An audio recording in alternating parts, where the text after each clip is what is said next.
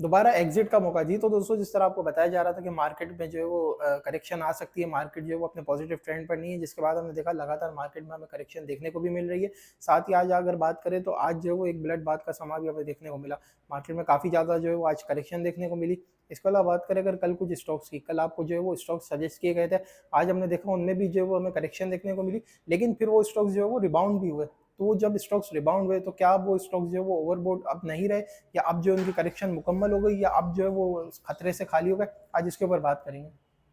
देखिए दोस्तों, जब भी कोई स्टॉक आपको बताया जाता है, जब आपको कहा जाता है कि ये स्टॉक ओवरबॉट हो चुका है, इसके बाद हम जो देखते हैं कि इसमें करेक्शन तो आई, लेकिन साथ ही वो जो है वो रिबाउंड कर जाता है, जिससे काफ़ी लोगों का माइंड ये बन जाता है कि स्टॉक्स ने अपनी जो है वो करेक्शन पूरी कर ली है।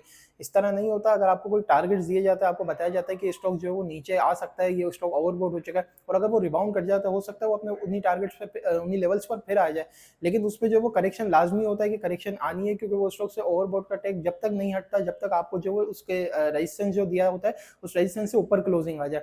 तो वो स्टॉक्स जो है वो आज भी जिस तरह हमने देखा कि एंग्रो एच और इनमें जो है वो एक बड़ी करेक्शन देखने को मिली, इसके बाद वो रिबाउंड कर गए। तो भी अभी भी जो है वो ये खतरे से बाहर नहीं है, अभी भी ये जो स्टॉक्स है वो ओवरबोट है। आज फिर मजीद इनके जो वो लेवल्स आपके साथ शेयर करूंगा, साथ ही इनके जो वो डाउन रेंज भी आपके साथ शेयर की जाएगी कि कहाँ तक ये स्टॉक्स जो है वो आ सकते हैं।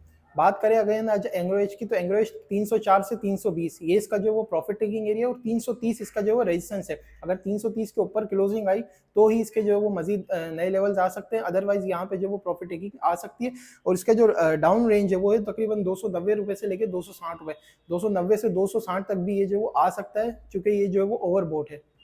अगला स्टॉक है सीपीएचएल। सीपीएचएल का जो प्रॉफिट टेकिंग एरिया वो है 93 से 97, और 100 रुपए इसका जो वो रेजिस्टेंस है। और अगर ये रेजिस्टेंस के ऊपर क्लोज हुआ तो जो है इसमें आगे नए लेवल आ सकते हैं, वरना इसका जो डाउन रेंज साइड है वो है 89 से 85, 89 से 85 के दरमियान भी ये जो वो आ सकता है।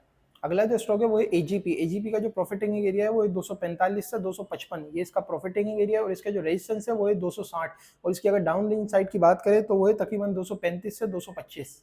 बात करें जीएचएनआई की, जीएचएनआई का जो प्रॉफिटिंग एरिया है 980 से 1000 और 1025 इसका जो वो रेजिस्टेंस है, और उसकी डाउन रेंज की बात करें तो वो तकरीबन 940 से 875।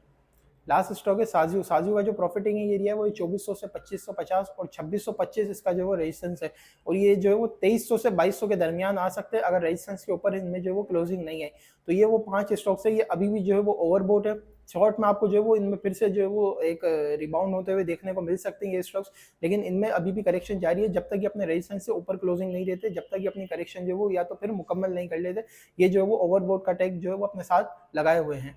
इसी तरह के और स्टॉक्स की जानकारी के लिए और इसी तरह बाइंग सेलिंग और इन तमाम चीज़ों की गाइडलाइन के लिए आप जो मुझे इस नंबर पर कांटेक्ट कर सकते हैं, ताकि आप भी जो है वो हमारे साथ जुड़ के एक बेहतरीन जो है ट्रेडिंग कर सके। ठीक है जी, शुक्रिया। समीर मलिक, अल्लाह हाफिज़।